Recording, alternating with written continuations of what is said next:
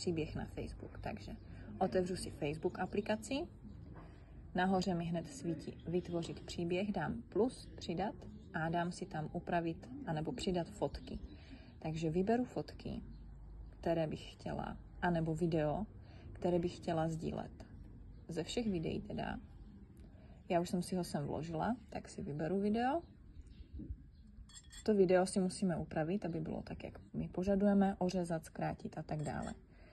Já tam nechci ten zvuk, chci si tam přidat hudbu. Takže kliknu na zvuk, tady si stiším původní zvuk a dám přidat hudbu. Z těchto nabídek si vyberu. Abych věděla, která to je hudba, stačí jenom kliknout na play a už mi to odehraje hudbu. Já vybírám vlastně, anebo můžu dát vyhledávat, například. Dáme si good morning, have a great day. Takže kliknu, můžu si posouvat, aby mi samozřejmě ikonka nezavazila, můžu ikonku měnit, jak vypadá. Já nejradši mám tady tuto průsvitnou, hotovo, můžu si posouvat. A já bych tam ještě ráda označila lidi, kteří jsou se mnou, takže si dáme tady ten obličej, nebo jak to vypadalo, co to bylo, označení. Můžeme samozřejmě vyhledávat, já vím, že kdo tu se mnou je, takže dám vyhledat, označím si a znovu můžu zase měnit ikonku, jak vypadá. Například, aby byla průsvitná, barevná. Já nechám průsvitnou, tak jako hudbu a pooznačuju si. Další bude Ivetka. Změníme.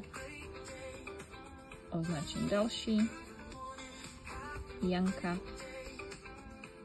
Změníme. Označím další. Marianka.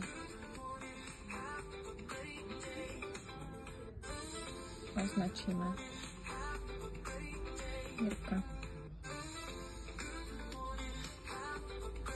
Označíme, kdo tu ještě s náma je. Dáme ještě Janku Jelikovou. Ještě další. Tak.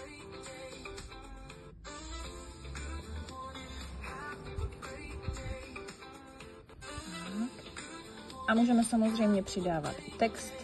Například dáme si víkend zelený